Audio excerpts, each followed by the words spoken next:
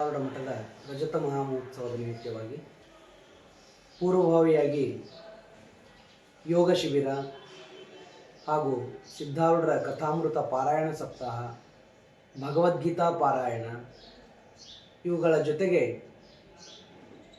ಕಾರ್ಯಕ್ರಮಗಳಲ್ಲಿ ಈ ಭಾಗದ ಹಳ್ಳಿಗಾಡಿನ ಜನರಿಗೆ ಅನುಕೂಲ ಆಗಲಿ ಅಂತ ತಿಳ್ಕೊಂಡು ಉಚಿತ ನೇತ್ರ ತಪಾಸಣಾ ಶಿಬಿರ, ಉಚಿತ ಆರೋಗ್ಯ ತಪಾಸಣಾ ಶಿಬಿರ, ಆಯುರ್ವೇದ ಚಿಕಿತ್ಸಾ ಶಿಬಿರ ಈ ಎಲ್ಲ ಕಾರ್ಯಕ್ರಮಗಳು ನೆರವೇರ್ತಾ ಇವೆ.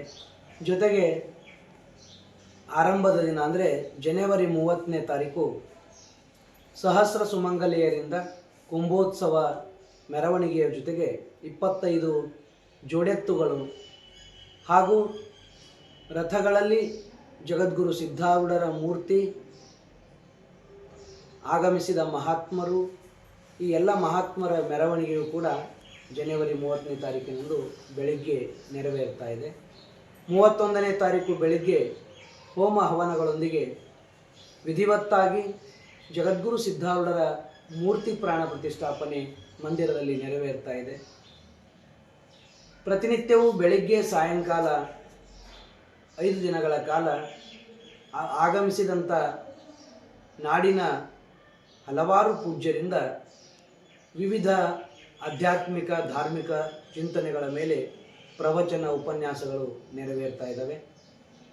2ನೇ ತಾರೀಕು ಸಾಯಂಕಾಲದ ಸಭೆಯಲ್ಲಿ ಭಾರತೀಯ ಕೃಷಿ ಚಿಂತನೆಯನ್ನು, ಭಾರತೀಯ ಕೃಷಿ ಸಂಸ್ಕೃತಿ ಎನ್ನುವಂಥ ವಿಚಾರದ ಮೇಲೆ ಪರಮ ಪೂಜ್ಯರಾಗಿರುವ ಕಣ್ಣೇರಿಯ ಅದೃಶ್ಯ ಕಾಡಸಿದ್ದೇಶ್ವರ ಮಹಾಸ್ವಾಮಿಗಳು ಹಾಗೂ ರೈತರಿಗಾಗಿ ಮತ್ತು ಈ ಇಡೀ ಭೂಮಂಡಲಕ್ಕಾಗಿ ಸಂಜೀವಿನಿ ಸದೃಶವಾಗಿ ಕೆಲಸ ಮಾಡುತ್ತಿರುವಂಥ ಗೋಕೃಪಾಮೃತಂ ಅನ್ನುವುದನ್ನು ಕಂಡುಹಿಡಿದಿರುವಂಥ ರೈತ ವಿಜ್ಞಾನಿಗಳಾಗಿರುವ ಗುಜರಾತಿನ ಗೋಪಾಲ್ ಭಾಯ್ ಸುತಾರಿಯಾ ಅವರು ಕೂಡ ಆಗಮಿಸ್ತಾ ಇದ್ದಾರೆ. ಆ ದಿನ ಕೃಷಿ ಕುರಿತಾಗಿ ಅನೇಕ ಚಿಂತನೆಗಳು ನೆರವೇರ್ತಾ ಇದೆ. ಕಾರ್ಯಕ್ರಮದಲ್ಲಿ ನಾಡಿನ ಅನೇಕ ಜನ ಸಿದ್ದಾರೂಢ ಗುರು ಪರಂಪರೆ ಹಿರಿಯ ಚೇತನರಾಗಿರುವಂಥ ಬೀದರದ